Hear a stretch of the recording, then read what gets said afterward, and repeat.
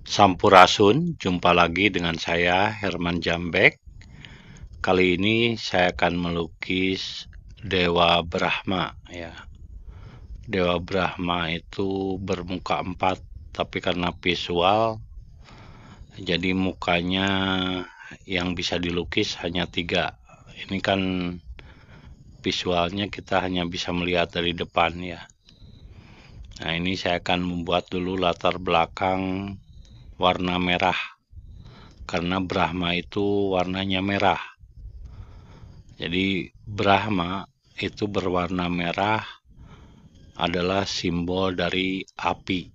Jadi Brahma itu adalah api.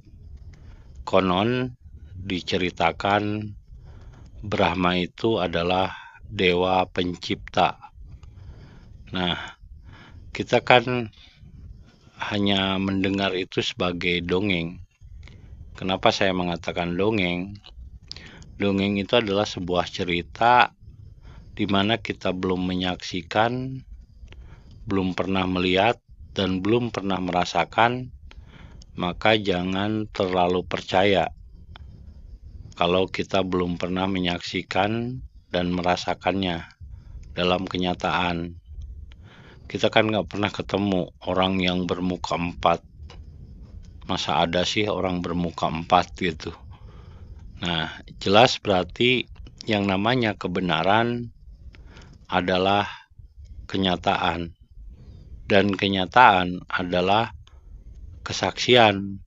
Soalnya kan kalau kita dalam mahkamah hukum saja, ya boleh Anda yakin Brahma, Siwa, dan lain sebagainya. Itu kan keyakinan. Tapi yang menjadi dasar suatu kebenaran itu bukan keyakinan. Dalam mahkamah hukum aja, masa yang didatangkan itu yakin? Kan yang didatangkan dalam sanksi hukum itu adalah saksi mata, atau saksi apapun, ya jelas berarti butuh kesaksian. Nah, kalau kita belum pernah menyaksikan, ya jangan percaya. Nah, Brahma ini kan cerita dongeng yang katanya warnanya merah, terus simbol dari api. Ya, ini saya melukis api. Terus kelebihan dari Brahma ini adalah menciptakan. Nah, ini kan semua cuma cerita dan dongeng. Nah, bisa jadi itu adalah simbol. Yang sebenarnya muka Brahma itu sebetulnya hanya bayangan dan ilusi imajinasi manusia saja. Ini kan seni lah, jadi seni, jadi ada budaya dan seni. Saya tidak menyalahkan, ya kan. Cuman kan Dewa Brahma itu kalau digambar ya jadi kayak orang India gitu.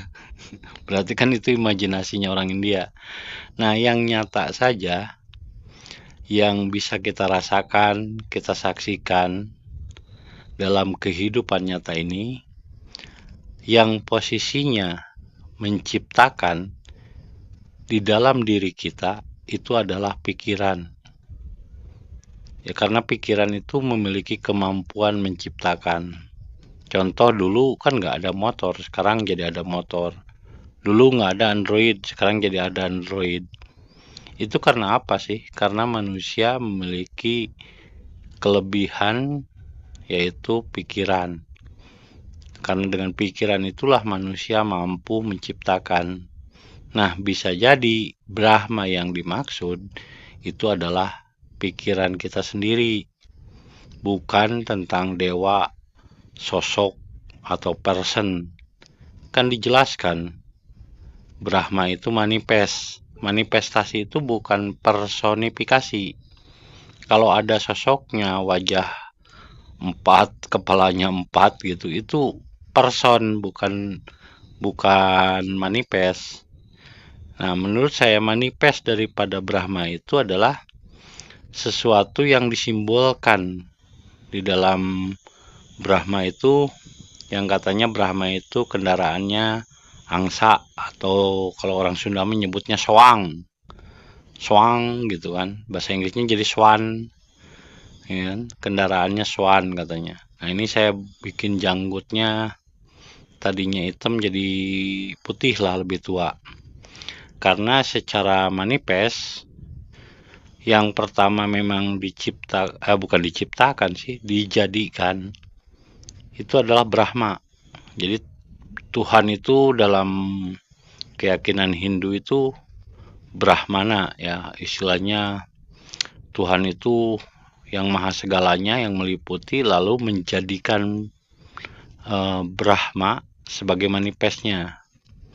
Nah, manifest kan dijadikan, bukan diciptakan gitu.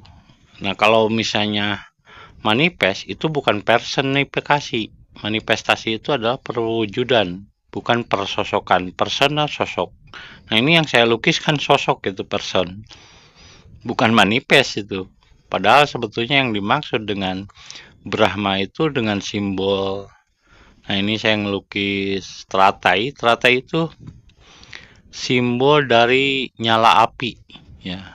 Kalau api menyala kan kayak teratai. Makanya teratai ujung teratai itu warnanya merah putih, terus ujungnya warna merah agak kekuningan. Itu kan simbol dari api. Brahma duduk di atas teratai ya, maksudnya simbol dari Brahma itu simbol dari api, simbol dari kemarahan. Kalau dalam Islam disebutnya nafsu amarah Brahma itu. Nah, ini kendaraannya angsa atau swan ya.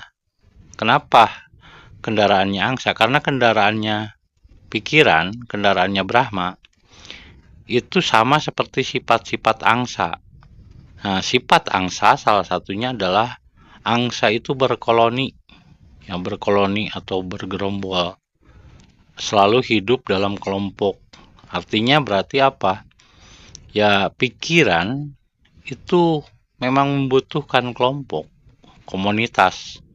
Misalnya agama Islam itu kan kelompok, komunitas. Jadi yang disebut Brahma itu adalah pikiran kita sendiri, dan pikiran kendaraannya seperti angsa, butuh komunitas. Terus angsa itu protektif. Jadi kalau dia ada sekelompok angsa, misalnya 50 angsa, ada yang lain beda gitu, dia akan menjaga angsa yang lain, jangan gaul dengan sini, beda kasta, beda ini, beda itu, dan lain sebagainya. Jangan gaul sama si ini, sesat, murtad si eta mah, seumur-umur jadi ustad.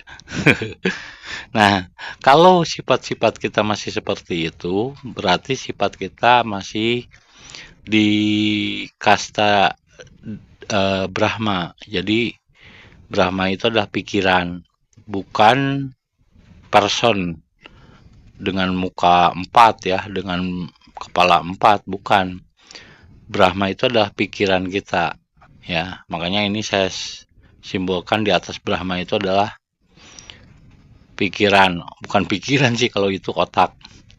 Kalau yang di bawah itu imajinasinya orang India, Brahma bermuka 4. Yang sebenarnya manifestasi dari Brahma itu adalah pikiran kita sendiri, karena pikiran punya kemampuan menciptakan. Dan pikiran ya kendaraannya adalah seperti swan, butuh kelompok. Terus swan itu butuh cinta, ya kan, lambang cinta, keanggunan. Dan yang namanya swan itu selalu bermigrasi, artinya pikirannya loncat-loncat. Nah, itu saja yang saya jelaskan tentang Brahma ya, semoga bermanfaat. Nah, ini hasil lukisan akhirnya. Terima kasih.